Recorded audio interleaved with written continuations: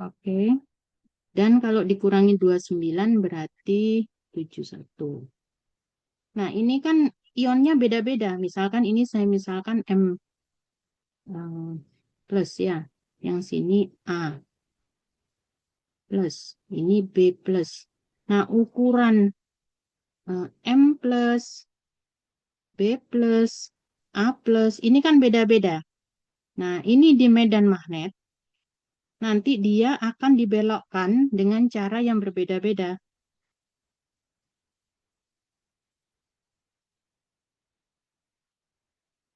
Jadi misalkan yang berat molekulnya besar, ini M plus misalkan, karena dia berat, saat masuk ke medan magnet, dia akan mengalami pembelokan dengan sudut yang kecil. Jadi seperti Anda kalau naik sepeda motor, kemudian yang digonceng itu berat, besar gitu ya.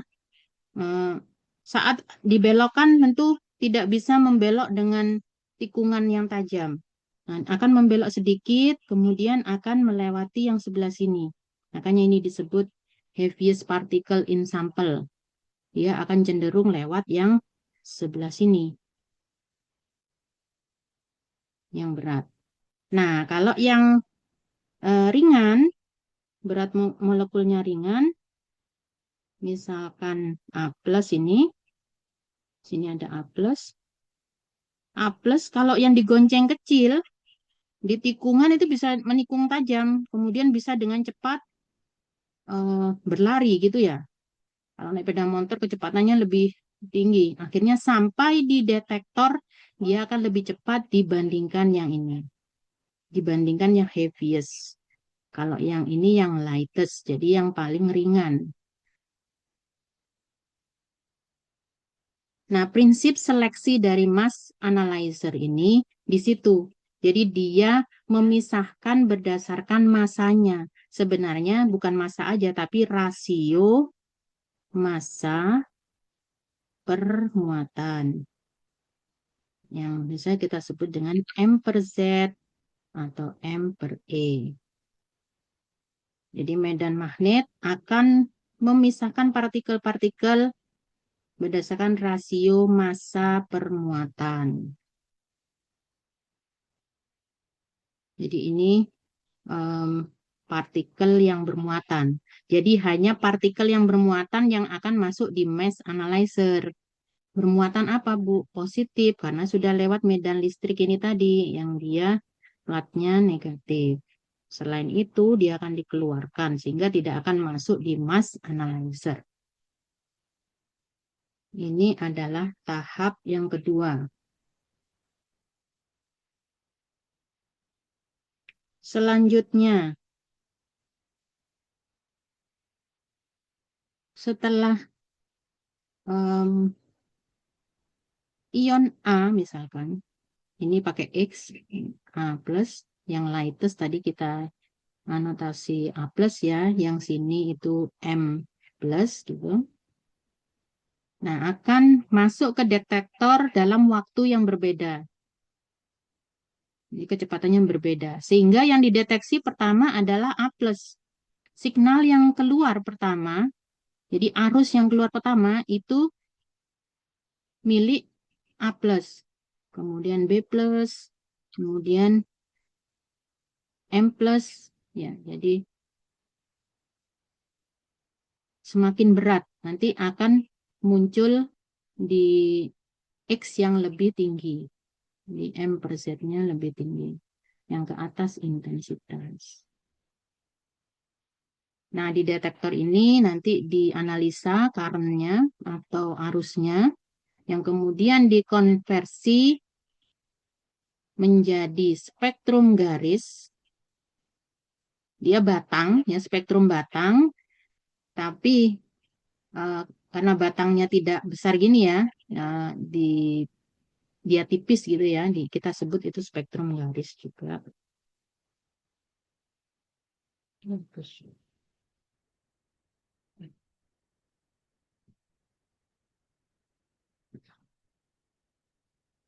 Ini sini Y, ini sini X. Nah, kemudian masuk di recorder, dicatat, kemudian keluar dalam bentuk spektrumnya yang akan kita interpretasikan. Diinterpretasikan apanya? Ya, maksudnya ini itu apa?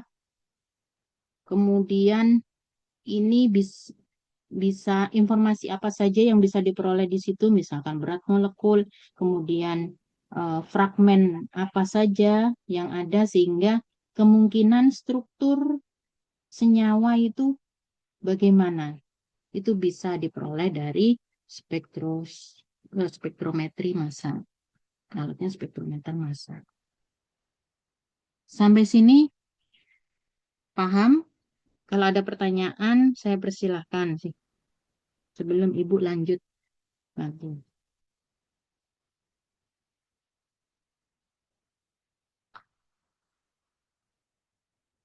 Mila, paham? Paham, Ibu. Oke, kalau paham coba Ibu tanya sekarang. Kalau nggak ada yang bertanya. Ada 3 tahapan penting dalam spektroskopi massa. Sebutkan apa aja itu? Sumber ion, penganalisis massa, sama detektor. Fungsinya tempat sumber ion itu untuk apa?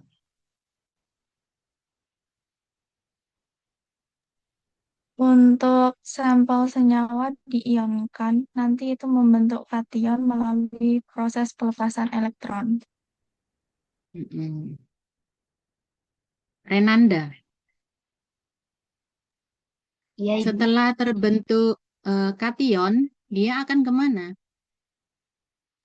Akan dimasukkan ke dalam mesh analyzer, Ibu.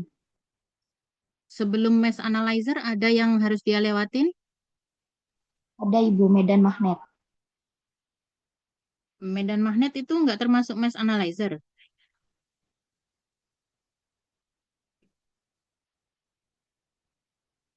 Novita, coba dibantu.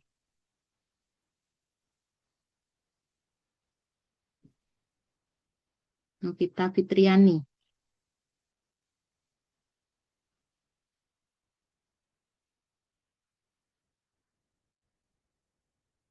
Paham nggak dengan yang Ibu jelaskan? Gimana Ibu? Suaranya patah-patah di laptop saya. Waduh. Yang lain apakah juga suaranya putus-putus? Suara Ibu? Tidak, Ibu. Di saya juga, iya, Ibu. Anda di mana? Daerah mana?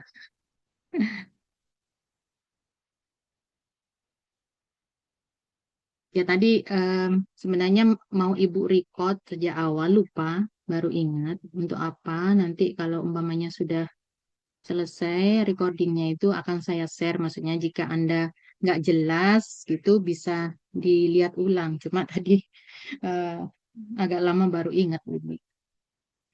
Oke, yang mungkin dengar Inas, Inas, Ini Bu lewat slit.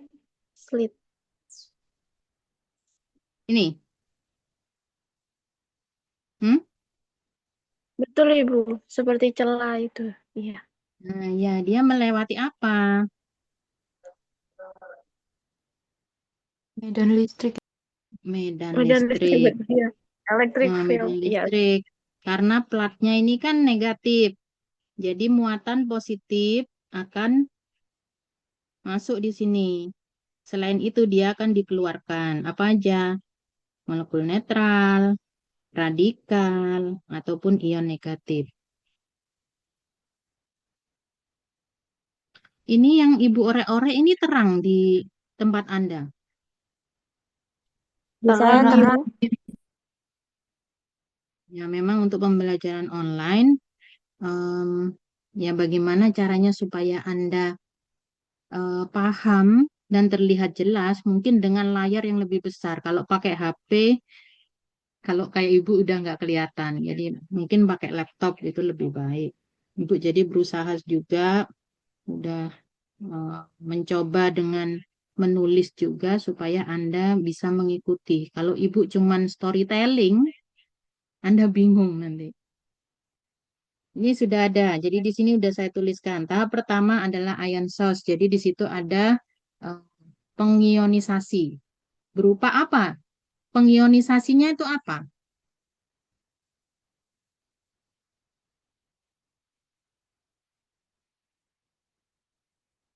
Yang menyebabkan terjadi pembentukan ion itu apa? Ionizing agent gitu, agen pengionisasinya. Naila,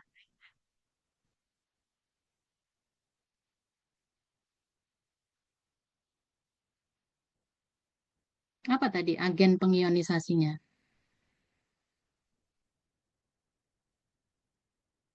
Om Nabil, mau nggak kelihatan ini gambarnya? Halo, Bu. Mm-mm. Apa sumber pengionannya? Yang menyebabkan dia terionisasi itu apa? Ionizing agentnya itu apa? Agen pengionisasinya. Ditembakkan elektron lain, Bu. Iya, ditembak elektron energi tinggi. Jadi ingat, ini elektron energi tinggi. Ya tuh enggak sih? Jadi ini, elektron energi tinggi. Jadi sekitar 70 elektron volt itu ya energinya.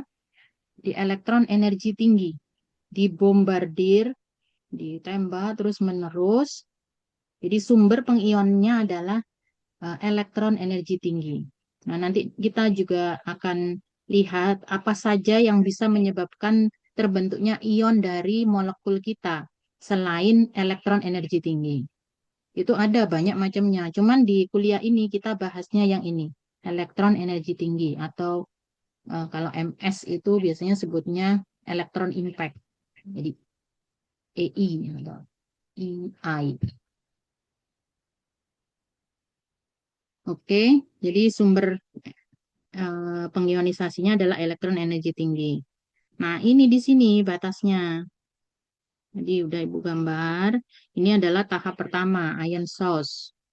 Kemudian tahap yang kedua, apa Om Nabil?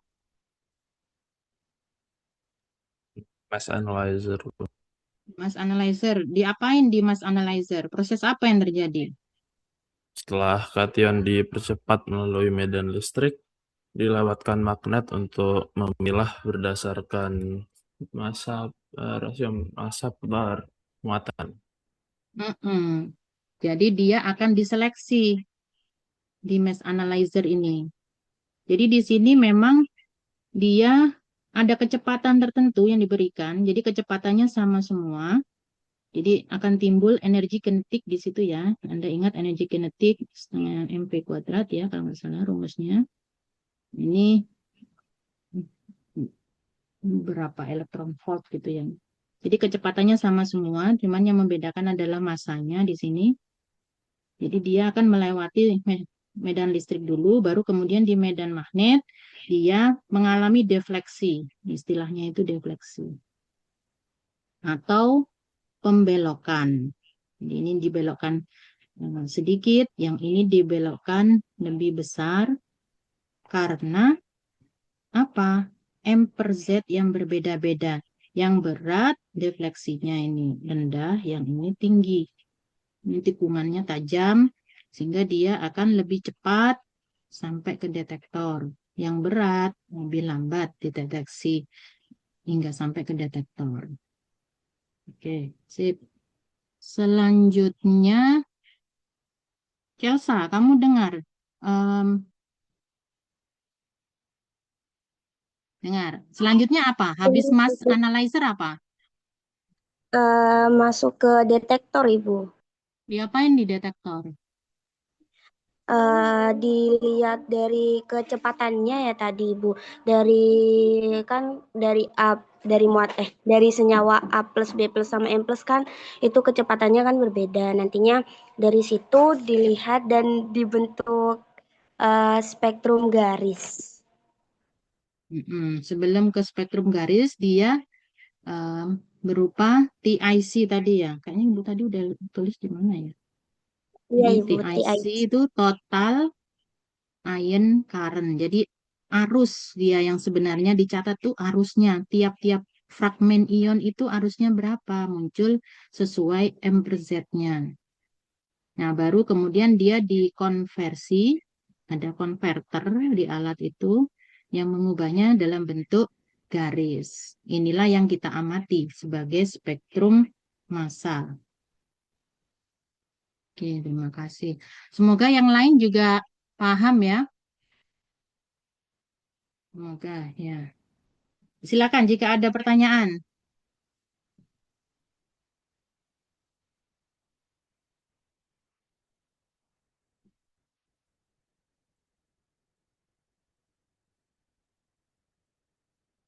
Ada?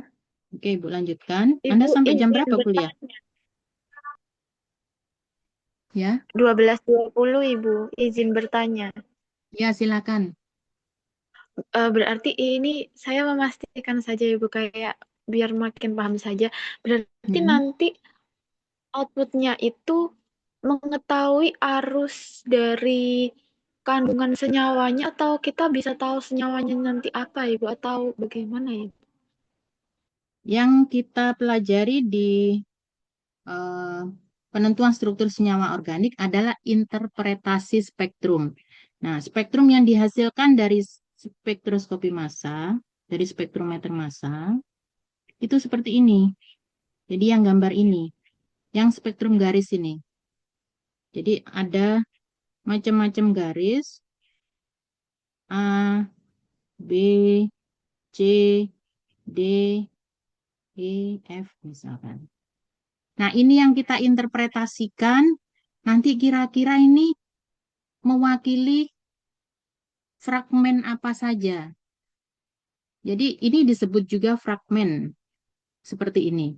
Jadi potongan-potongan yang berasal dari M tadi, M netral. Jadi ini fragmen ion yang paling besar, kemudian ini fragmen ion selanjutnya, sampai M- berapa, 71 misalkan, sampai yang paling kecil juga. Ini fragmen. Nah, fragmen ini terwakilkan dengan bentuk garis seperti ini, yang ada di spektrum itu. Nah, inilah yang akan kita interpretasikan datanya. Jadi di PSO ini, PSSO, Anda akan fokusnya di sini, menginterpretasikan spektrum menjadi bentuk struktur senyawa organik. Jadi sama seperti Anda menggunakan FTIR itu, tujuannya adalah menentukan jenis ikatan kan sebenarnya, atau gugus fungsi. Jadi munculnya adalah gugus fungsi kata akhirnya.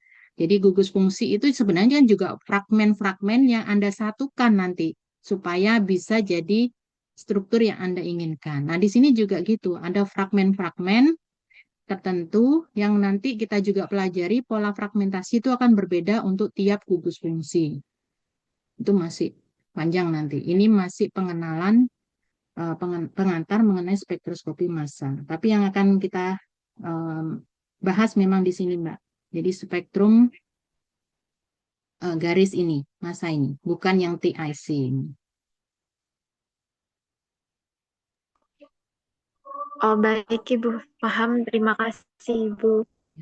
Sama-sama. Oke, Ibu lanjutkan. Sebentar. Oke. Ibu lanjutkan. Jadi sebelum kita itu mulai perkuliahan menginterpretasikan data spektrum itu menjadi struktur senyawa organik, Anda perlu pahami dan ya dihafalkan, memang harus harus tahu istilah-istilah ini. Nah, di sini ada beberapa definisi dan istilah yang nanti akan Ibu sebutkan istilahnya aja, tapi definisi itu harus Anda pahami sejak awal. Yang pertama,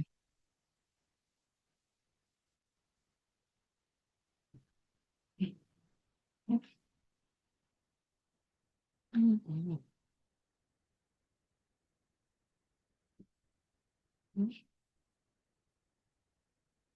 Habis.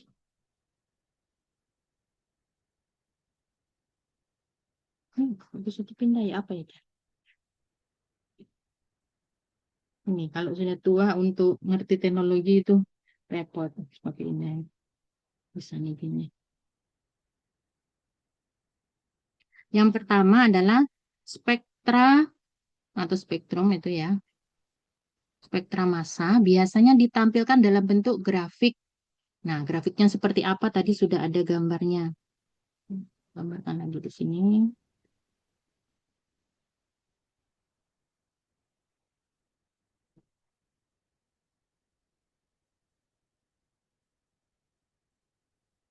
Misalkan, di mana grafik tersebut sumbu X-nya itu M per Z, jadi rasio massa per muatan, dan sumbu Y-nya itu intensitas. Nah, ditampilkan dalam bentuk bar vertikal, jadi batang yang vertikal, tapi dia karena tipis itu terlihat seperti bergaris-garis gitu. Garis. Nah, ini spektrum ini akan berbeda saat Anda menggunakan peralatan spektrofotometer UV vis. Jadi, spektrum yang Anda hasilkan kalau spektrofotometer UV vis kan gini.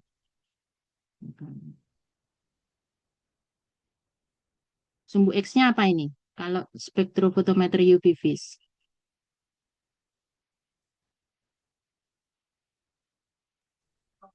Sumbu X-nya apa? Panjang gelombang, Ibu. Panjang gelombang, jadi lambda. Nanometer biasanya satuannya. Kalau sumbu Y-nya apa?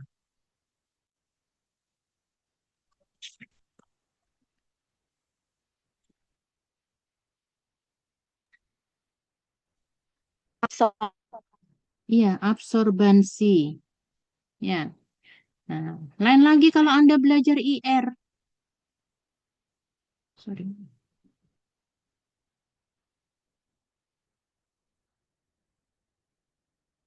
Anda akan dapatkan bentuk grafik yang berbeda.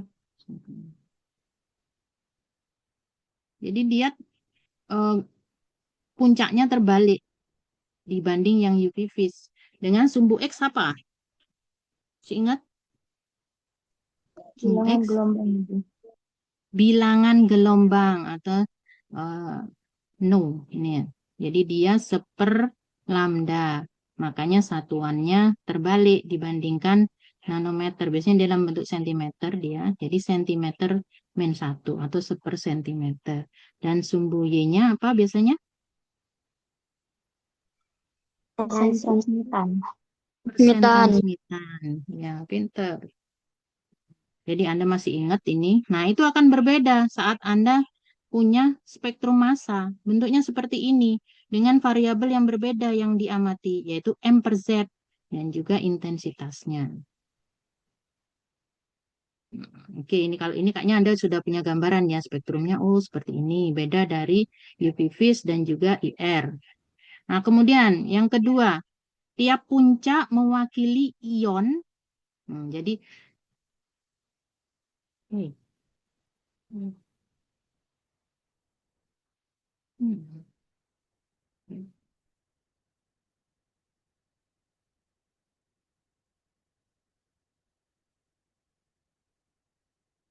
Tiap puncak mewakili ion.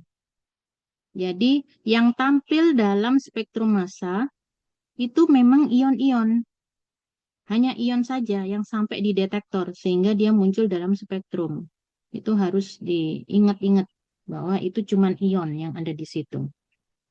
Kemudian dia diletakkan berdasarkan rasio massa permuatan atau M per Z-nya. Ini Ibu ulang-ulang supaya Anda nggak terlewat nanti. Kalau sudah masuk ke contoh spektrum massa, harapan Ibu Anda sudah hafal banget bahwasanya sumbu X-nya itu M per Z. Ke sini berarti masanya semakin besar. Atas adalah intensitas. Nah, terkait itu ada di sini. Nah, tinggi rendahnya puncak. Jadi di sini ada puncak A, B, C, D, E, F, G. Tinggi rendahnya puncak mengindikasikan apa? Kelimpahan relatif ion. Jadi ini intensitas, tapi intensitasnya apa? Kalau tadi UV vis kan absorbansi, dia intensitasnya kalau spektroskopi massa itu persen kelimpahan relatif. Dengan puncak tertinggi itu diberi harga 100. Jadi ini sudah ada patokannya. Yang paling tinggi di sini ini nilainya 100, berarti B ini nanti 100%. Kemudian A berapa? A akan dihitung berdasarkan kelimpahan relatifnya terhadap B. Jadi nanti kelimpahan A itu berapa? Jadi A per B kali 100%. Jadi yang paling tinggilah yang ditandai sebagai 100%. Dan itu biasanya disebut dengan puncak dasar atau base peak. Jadi nanti ada informasi lain yang kita dapatkan selain struktur itu sebelum ke situ. Biasanya informasi apa saja? Salah satunya adalah base peak. Jadi kalau saya kasih gambar spektrum seperti ini, tentukan base peak dari spektrum berikut. Oh, B, Bu. Base peak-nya adalah puncak B atau fragmen B dengan M per Z misalkan ya 29 misalkan. Jadi puncak dasar atau base peak itu yang puncak tertinggi yang kita kasih nilai 100. Yang lain mengikuti relatif terhadap puncak dasar ini. Nah, jadi puncak tertinggi itu ada sebutannya yaitu base peak atau puncak dasar. Itu puncak ya, berarti intensitas. Nah, di sini intensitas. Nah, ada lagi istilah yang berbeda lagi. Ion dengan massa tertinggi. Berarti massa tertinggi itu ini kan massa permuatan kan. Sini massa paling besar itu menuju ke kanan. Berarti yang paling kanan inilah yang massanya paling besar. Yaitu G misalkan. Berapa ini?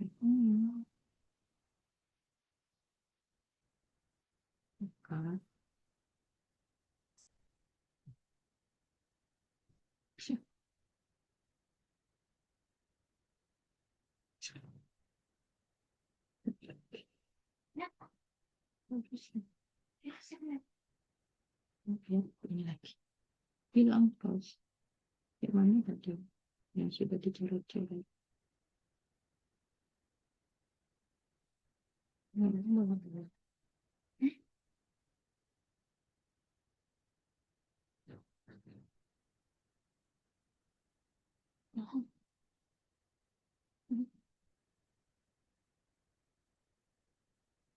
Jadi masa ya oh itu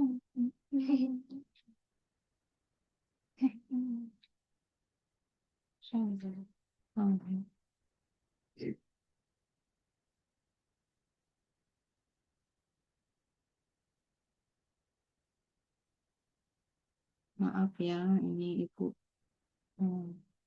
nggak begitu paham pakai pep.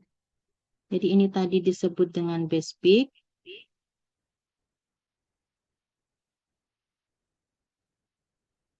Kalau yang ini disebut dengan yang masanya tertinggi disebut dengan ion molekuler.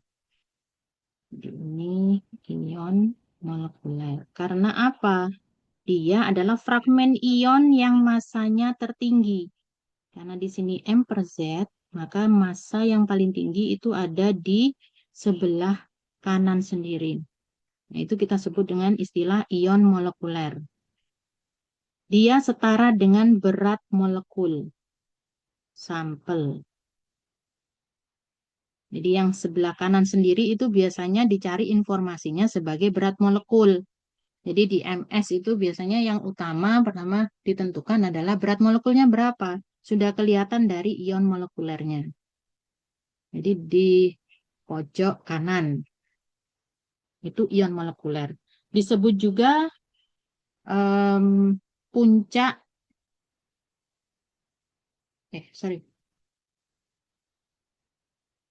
parent ion.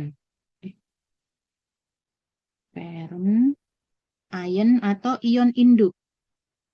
Ion molekuler itu. Jadi dia adalah ion yang pertama kali terbentuk setelah M ini ditembak oleh elektron energi tinggi.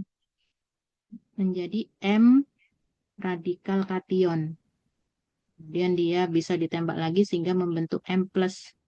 Nah, ini disebut parent ion atau ion induk. Itu sebutan lainnya ion molekuler. Ini sebagai sumber informasi berat molekul. BM itu berat molekul. Ya. Jadi Anda bisa tahu senyawa Anda itu berat molekulnya sekian. Itu salah satu informasi yang didapatkan di spektroskopi massa. Nah, ion-ion lainnya, Bu. Puncak-puncak lainnya, Bu. Nah, ini kan ada beberapa puncak. Jadi puncak A tadi, B, C, D, E, F. Ya, yang kecil F di sini. Jadi yang puncak dasar ini B. Kemudian ion molekulernya itu F.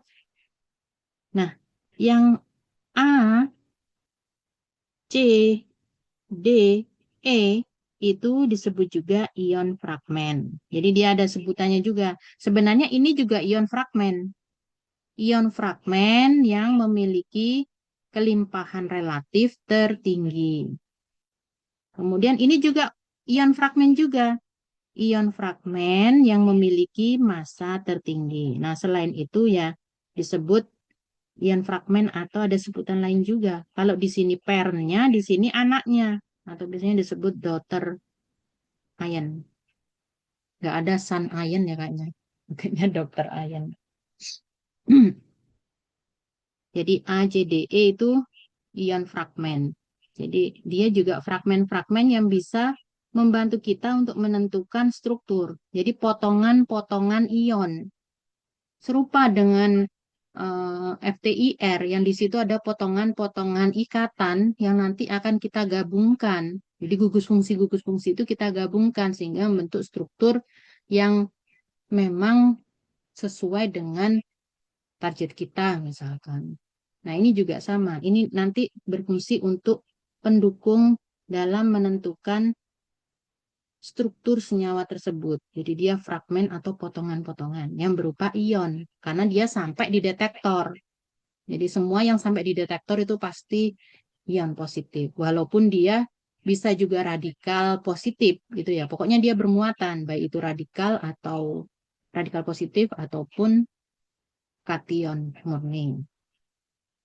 Nah, ada catatannya sebenarnya saat Anda melakukan elusidasi struktur menggunakan spektroskopi, itu sebenarnya Anda perlu menggunakan sampel yang berupa senyawa murni. Mungkin Pak Reza sudah menyampaikan juga, kenapa kok pakai senyawa murni? Karena kalau kita pakainya ekstrak misalkan, ekstrak tanaman gitu, yang di dalamnya terdapat banyak senyawa, ada senyawa A, B, C, D, E sampai 100 misalkan. Kalau dia masuk di IR, nah semua senyawa itu akan memberikan respon. Jadi gugus fungsi apapun akan muncul di situ. Nah, kita akan bingung menentukannya. Ini gabungannya sama yang mana, gabung sama yang mana. Begitu juga dengan MS. Nanti keluar semua sinyalnya, tapi kita nggak tahu sinyal ini satu kesatuan dengan yang mana gitu. Tapi kalau dia senyawa murni, maka itu representatif sekali. Oh, ini ada dalam satu senyawa. Kalau tidak, ya sudah gabung semua ini dalam eh, satu spektrum kalau kita menggunakan ekstrak. Jadi perlu kiranya kalau Anda melakukan elusidasi struktur, yakinkan senyawanya itu senyawa murni. Tapi Ibu kasih teaser ya, mungkin semester depan Anda belum ya. Semester depannya lagi Anda bisa tempuh nama mata kuliah pilihannya itu kimia bahan alam ya. Jadi di situ Anda juga mempelajari elusidasi struktur yang menggunakan ekstrak. Jadi kimia bahan alam kan kita mengekstrak dari alam, kemudian mengisolasi, mengelusidasi gitu. Nah, kalau kita nggak melakukan purifikasi atau isolasi, menggunakan ekstrak aja, itu sebenarnya juga bisa menentukan komposisi senyawa yang ada di dalamnya. Menggunakan apa, Bu? MS juga, tapi tidak MS tunggal, melainkan dia ditandem dengan GC ataupun LC. GC itu apa? Gas kromatografi, LC liquid kromatografi. Anda menempuh kromatografi juga ya semester ini ya? Iya, Ibu. Nah, ini sebenarnya satu kesatuan. Jadi, semua yang Anda pelajari itu nanti secara komprehensif itu bisa diaplikasikan di salah satunya mata kuliah kimia bahan alam ya. Nah, ini kalau ingin pelajari, ternyata pakai ekstrak aja, itu bisa menentukan komposisi senyawa. Komposisi senyawa itu isinya apa saja, Bu? Jadi, Anda bisa menentukan nama senyawa, kemudian persen kelimpahannya juga, limpahan relatif tentunya. Jadi nama senyawa, kalau di situ senyawanya ada 100, ya muncul 100 senyawa itu namanya apa aja dengan persen relatif masing-masing, misalnya A, B, C, D, ini misalkan 0,1%, ini 1%, ini 1,1%. Itu bisa muncul dengan menggunakan tandem ini, MS, GCMS atau LCMS. Nanti kita pelajari itu kalau Anda nempuh di kimia bahan alam. Oke, untuk istilah di sini Anda sudah paham? Tripuji Rahma. Paham, Ibu. Ya, kalau paham ini Ibu beri Anda spektrum.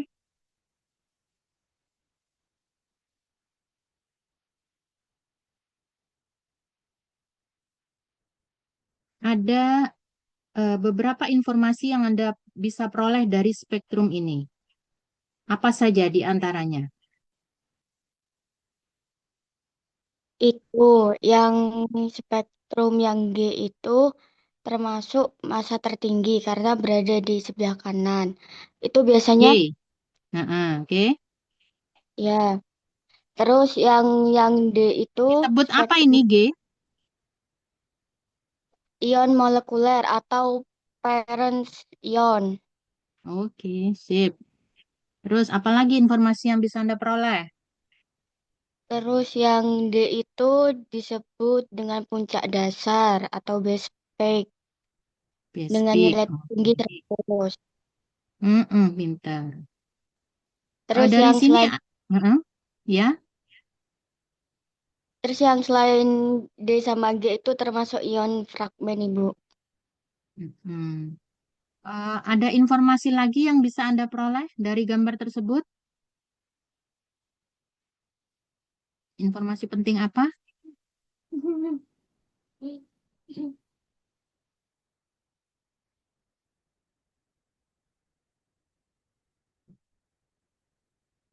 Ini informasi apa di sini? Ini kan M persen. M persen dari G itu bisa didefinisikan sebagai apa? Massa permuatan Massa permuatan. Iya, tapi dia informasi apa? Berat molekul. Ya, jadi untuk ya, Ibu. menentukan berat molekul sampel Anda tinggal pilih ion molekulernya. Nah, ini bisa menentukan berat molekulnya berapa. Oke. Jadi kalau ion molekuler itu dia massa yang tertinggi, kalau base peak itu yang kelimpahannya tertinggi. Kelimpahan tertinggi ini biasanya diakibatkan karena kestabilan dari ion tersebut. Jadi kestabilan ion positif tersebut. Nah, kita kan belajarnya ini senyawa organik, jadi senyawa karbon, di situ C positif, yaitu apa? Kestabilan karbokation. Itu biasanya puncak tertinggi atau base peak-nya itu merupakan fragmen ion yang memiliki kestabilan paling tinggi terkait dengan kestabilan karbokation. Oke, sampai sini ada pertanyaan?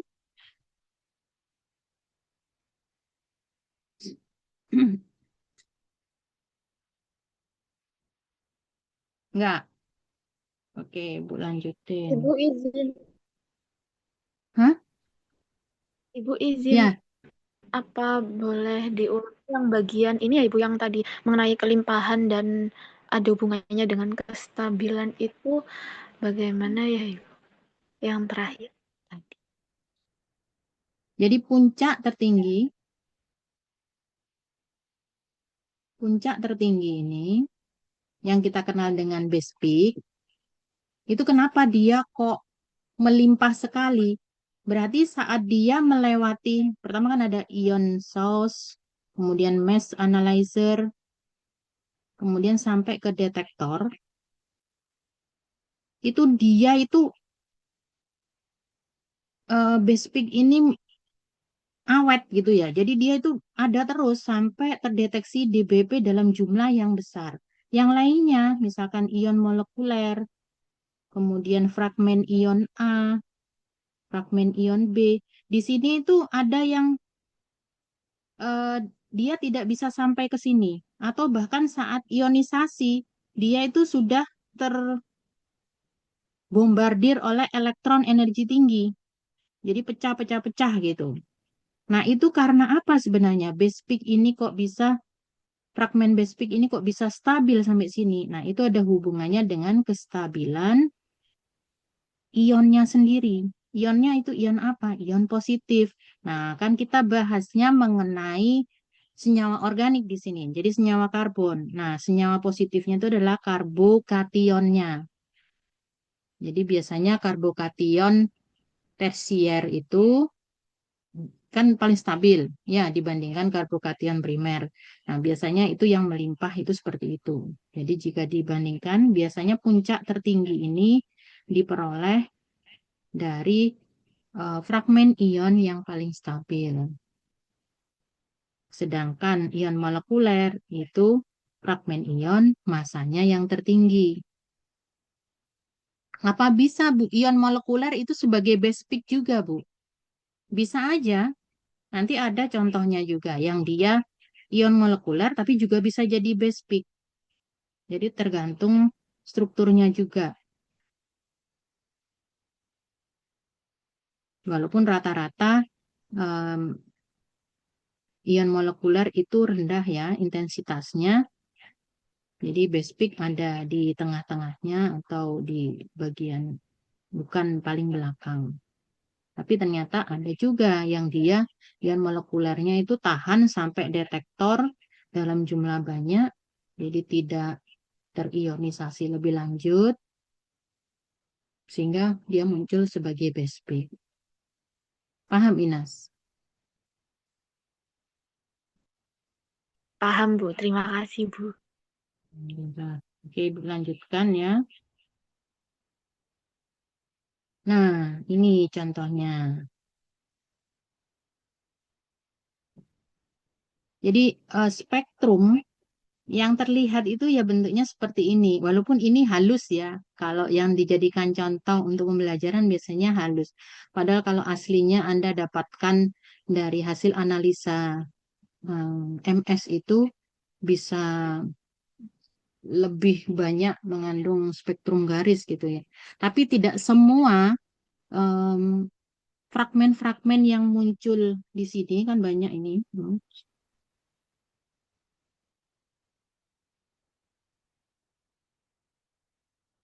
Jadi tidak semua fragmen-fragmen yang muncul di sini, misalkan A, B, C, ini harus kita interpretasikan. Belum tentu seperti itu. Nanti ada hal-hal yang penting sesuai dengan pola fragmentasi tiap gugus fungsinya. Nah, ini ada 3 contoh. Jadi 1, 2, 3.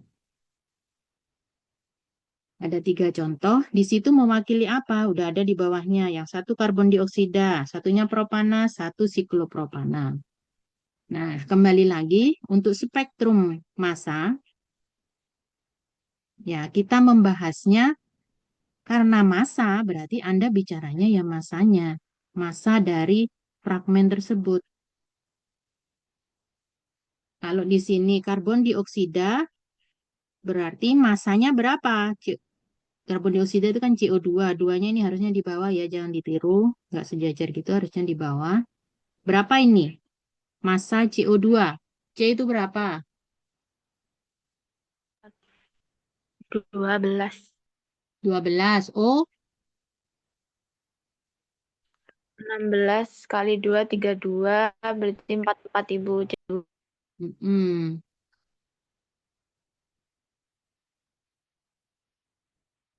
Ya Nesa, gitu. Iya, Ibu. Untuk Coba yang C-nya, propana. Berapa propana? kalau C-nya 16 berarti dikali 3, 48 ditambah hanya 8. Berarti 56, Benar, Ibu. Nadia. Nadia, benar. Propana berapa propana? C-nya berapa? Nya 12 dikali 3, Berapa? 36 ditambah 8, Berapa? 44. Oh, sama. 44. Kebanyakan tadi 56. Nah, ini memang Anda harus hati-hati dalam hitung-hitungan ini saat menginterpretasikan spektrum massa. Karena memang perlu dihitung nanti jumlah fragmen-fragmennya itu massanya berapa. Kemudian siklopropana berapa? Amrina, Mufida.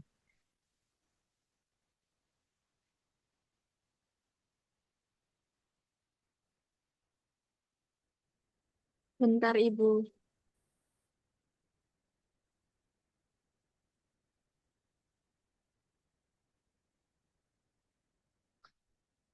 Rohmatul Maulidia. Bantu.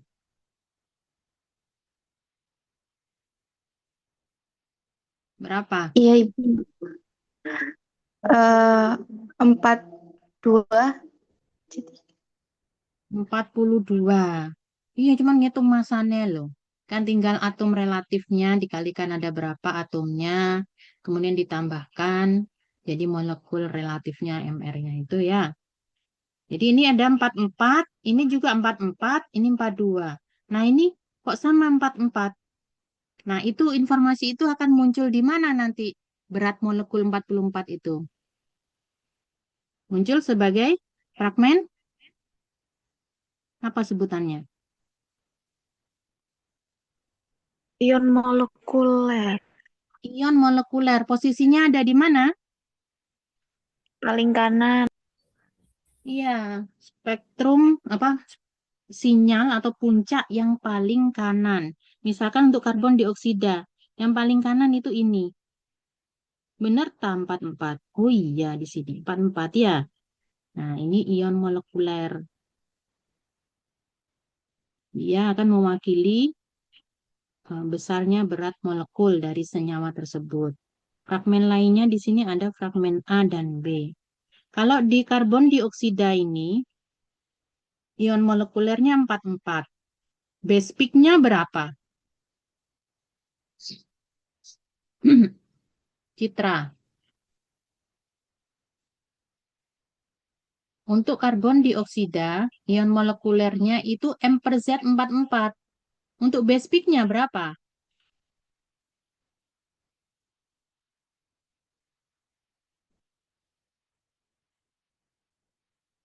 Naila, Fahrunisa, Ya Ibu. berapa base peak-nya? M per Z berapa? Karbon dioksida. 44, Ibu.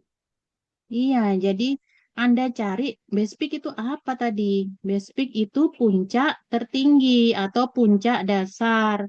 Ada di mana kalau di spektrum karbon dioksida? Oh, ternyata juga 44. Base peak-nya ada di M per Z 44. Jadi di sini ion molekuler juga sebagai base peak.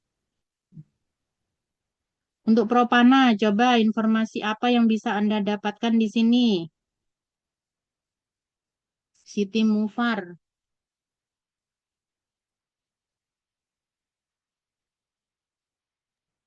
Ya, Untuk Ibu. propana. Untuk propana, informasi apa aja?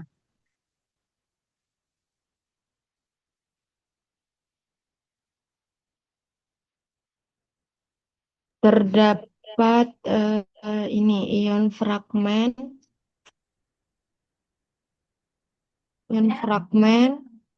dan Hmm? juga puncak dasar, Ibu, atau BP. Puncak dasarnya berapa di propana? M per Z berapa? Per Z ini 29 sepertinya ini, Ibu, Mm-mm. atau ya. Mm-mm. Jadi base peak-nya ini di M per Z 29. Kemudian apa lagi? Informasi lain yang bisa diperoleh? Ada ion molekular Ion molekulernya berapa? M per Z di berapa? di MZ 40 40 44 ini, Ibu. 44. Ini M per Z 44, ini ion molekuler. Nah, dia didefinisikan sebagai berat molekul dari senyawa tersebut. Informasi itu dulu. Jadi itu adalah informasi umum yang bisa Anda peroleh dari spektrum massa. Itu harus paham dulu mana yang base peak, mana yang ion molekuler. Sisanya adalah daughter ions. Jadi ion fragmen ion anakannya. Oke, yang terakhir untuk siklopropana.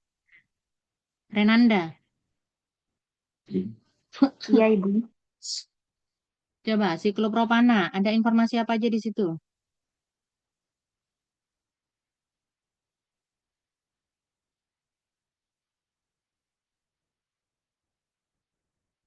Ion molekulernya berapa?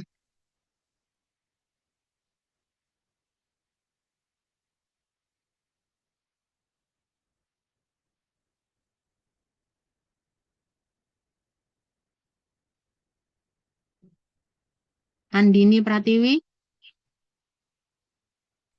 42, Ibu. ion molekulernya 42. Mana itu 42? 1, 2. Nah, di sini. Ini M per Z 42. Tapi apakah Anda terlihat di bawah ini ada yang kecil? Terlihat, Ibu. Oh, ya, baru terlihat, Terlihat. Ibu. Loh, Bu, katanya tadi kalau ada puncak yang paling kanan itu ion molekuler. Lah, itu gimana, Bu? Itu ada kecil tapi, Bu, di bawah. Nah, nanti itu akan kita bahas tersendiri. Ion molekulernya memang ada di sini, tapi bisa ada dua di sebelahnya itu porsinya kecil karena apa? Nanti ada hubungannya dengan kelimpahan, sorry, kok cetus. Kelimpahan dari karbon, isotop karbon di alam. Jadi karbon di alam kan ada C12, ada C13.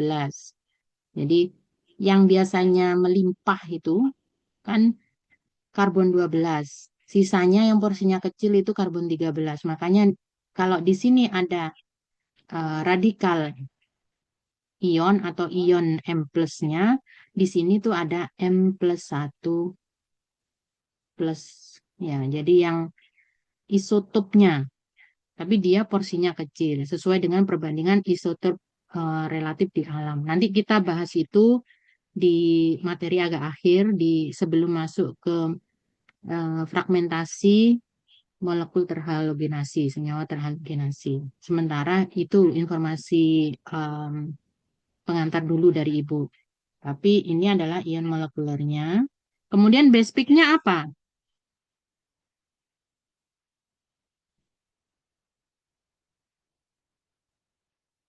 Sohwanur. Siklopropana itu base peak-nya di M/Z berapa? 42 itu, Ibu. Iya, 42 juga. Oke, paham ya? Paham, Ibu. Ya, sementara seperti itu. Jadi Anda perlu paham dulu. Cepat menentukan ion molekuler yang paling kanan. Jadi dia sebagai informasi berat molekul senyawa juga. Kemudian base peak-nya di mana? Yang puncaknya paling tinggi. Itu biasanya menunjukkan kestabilan dari ion itu dibandingkan fragmen-fragmen ion lainnya. Oke, ada pertanyaan? Kalau enggak, Ibu lanjutkan. Jadi di sini tadi kita kan sudah belajar bahwasanya ada beberapa tahapan ya, 3 tahapan dalam spektroskopi massa, di mana yang pertama itu ionisasi gitu ya, pengionisasi. Kemudian mass analyzer yang kedua, yang ketiga adalah detektor. Nah, pada saat di ion source ini, sumber pengionnya tadi adalah elektron berenergi tinggi yang ditembakkan secara terus-menerus kepada sampel kita gitu ya.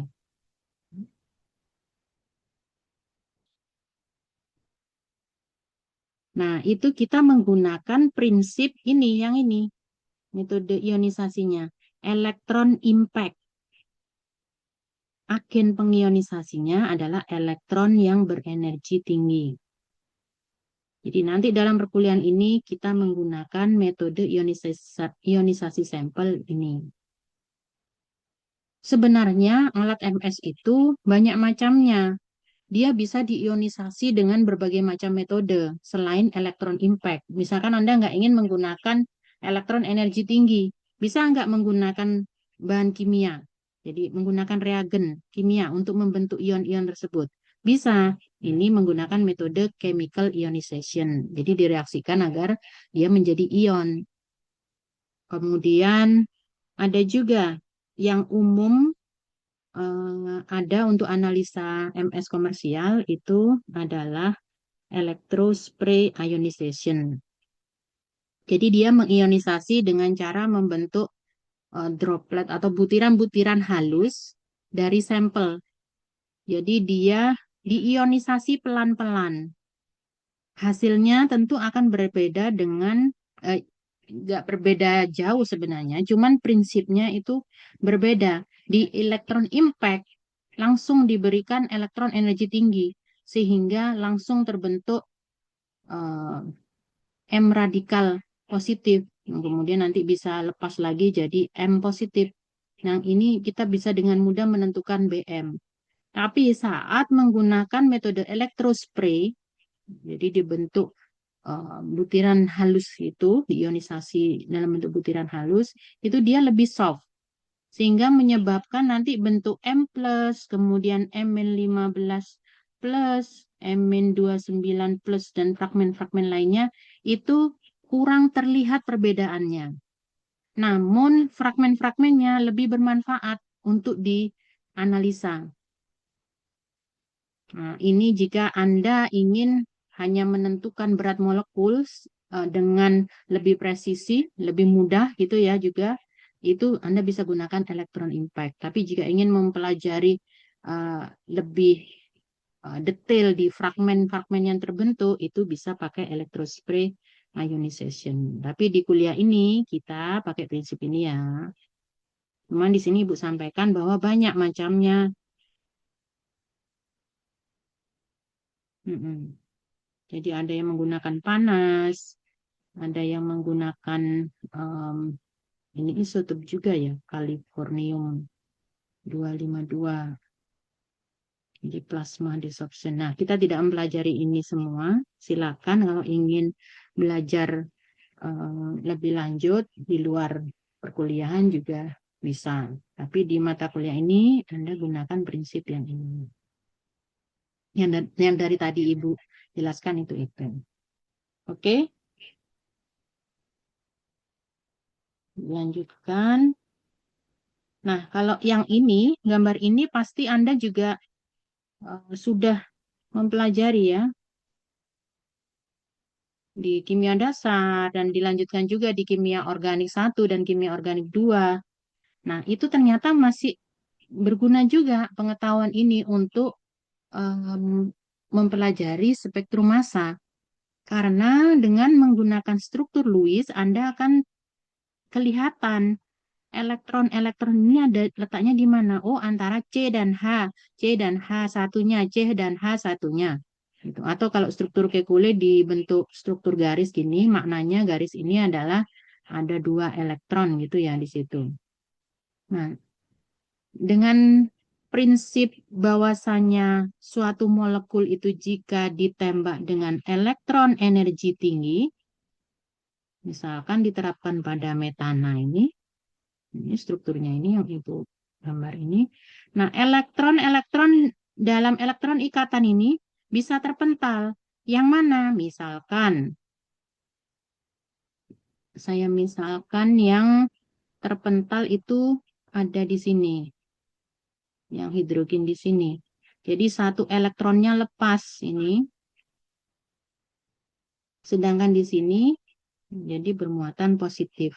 Nah, biasanya juga disebut ditulis seperti ini, CH4 kurung siku radikal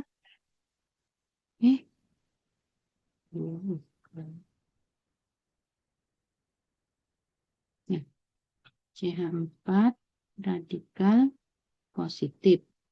Jadi maknanya apa kok dikasih dalam kurung itu? Di sini ada fragmen dari CH4 yang dia bermuatan positif dan radikal. Cuman letak radikal positifnya itu nggak jelas ada di yang mana. Ini kan kita ada beberapa kemungkinan. Ya, jadi nggak hanya di sini. Ternyata bisa juga di sini atau di sini. Jadi ini bentuk sederhananya itu seperti ini, dituliskan seperti ini.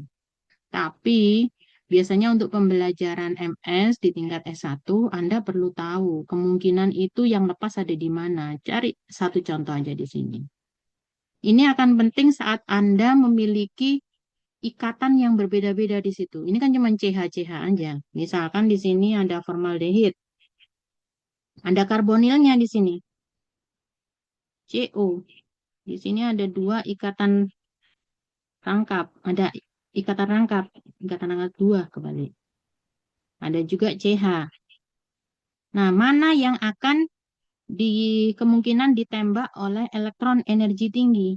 Semuanya itu ada kemungkinan, tapi yang paling besar kemungkinannya itu adalah, kalau bentuknya seperti ini, adalah elektron menyendirinya. Jadi salah satu bisa terpental. Akibatnya strukturnya seperti apa?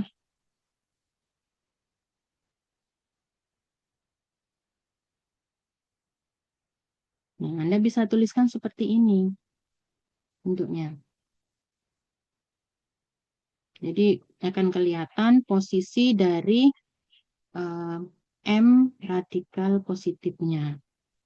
O di O. Seperti itu. Nah, ini akan membantu Anda dalam menentukan fragmen-fragmen nanti penyusun dari senyawa organik. Jadi Anda diharapkan bisa menentukan strukturnya dari fragmen-fragmen ini nanti pecahan-pecahan ini. Setelah ini prosesnya apa? Nanti akan berbeda-beda saat Anda punya alkana, kemudian alkena, kemudian aldehid, dan seterusnya. Itu ada pola-pola tersendiri. Jadi akan beda-beda. Tapi memang struktur Lewis ini akan membantu Anda. Sehingga harapannya Anda sudah paham struktur Lewis ini. Kalau sudah lupa, minggu ini Anda buka lagi buku kimia dasar dan kimia organiknya. Pelajari kembali. Jangan sampai nanti minggu depan ketemu Ibu di kelas, Anda masih bingung. Oke, Ibu lanjutkan. Kurang 2 menit. Nah, dalam proses ionisasi atau membentuk ion-ion tersebut dalam ion source itu sebenarnya terjadi pelepasan elektron, tapi pelepasan elektron itu ada yang menyebabkan ikatan tersebut putus atau tidak, tetap berikatan atau tidak. Nah, ini untuk yang pemutusan ikatan itu ada beberapa caranya, yaitu yang pertama homolisis, heterolisis, dan hemiheterolisis.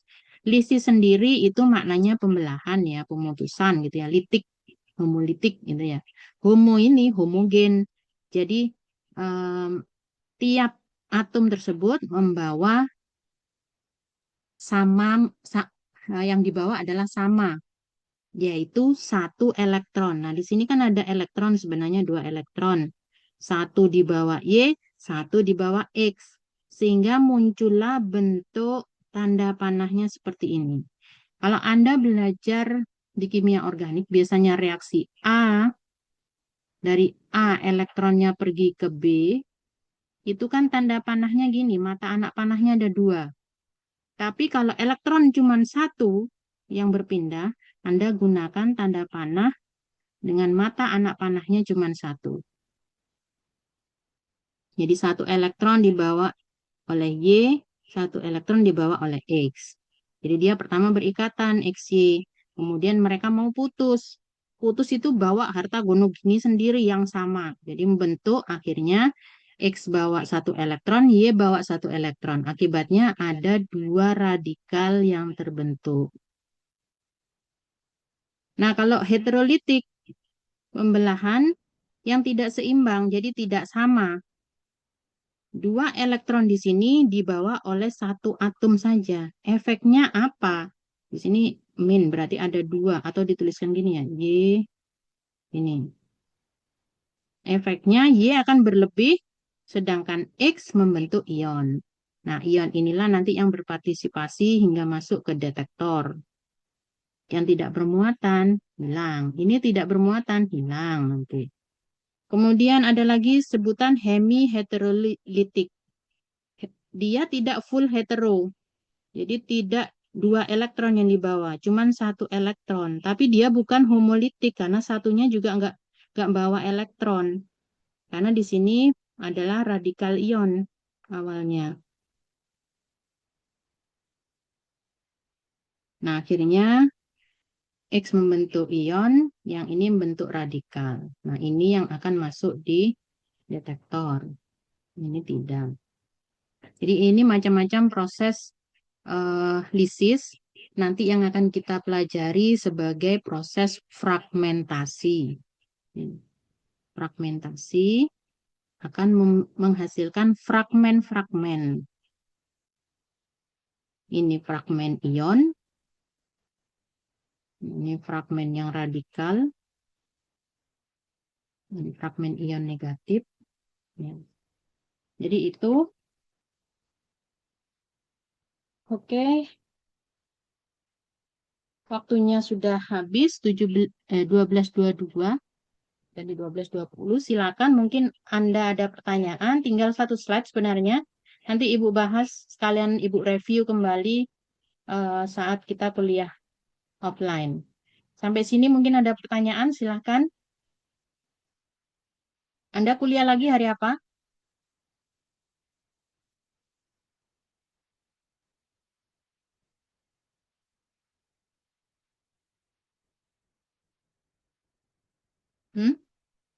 Jadwal Anda?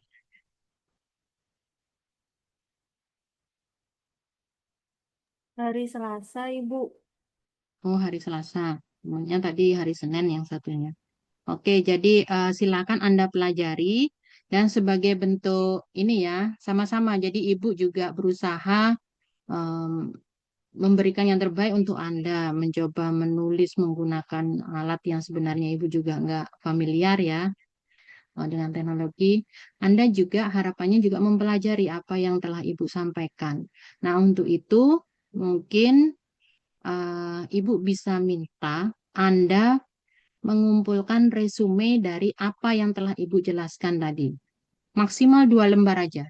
Jadi bisa itu oret-oretan dari apa yang telah Ibu sampaikan tadi, jadi Anda sudah mencatat, atau Anda ingin menulis dengan lebih baik, menyalin lagi sehingga jadi resume yang baik untuk Anda sendiri sebenarnya itu. Jadi kemudian Anda foto, Anda tulis tangan ya, Anda foto, kemudian jadikan PDF, nanti Ibu share Google Drive-nya, kumpulkan di situ.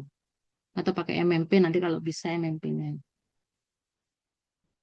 Oke, paham ya? Jadi sebelum Selasa, hari Minggu, ya, biar sama dengan kelas satunya, hari Minggu itu deadline-nya.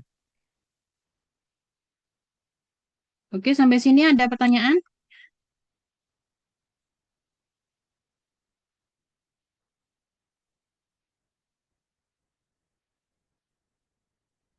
Nggak ada? Oke, mungkin Ibu akhiri. Takutnya ada yang mau kuliah juga, ntar lagi. Terima kasih atas partisipasinya dan perhatiannya.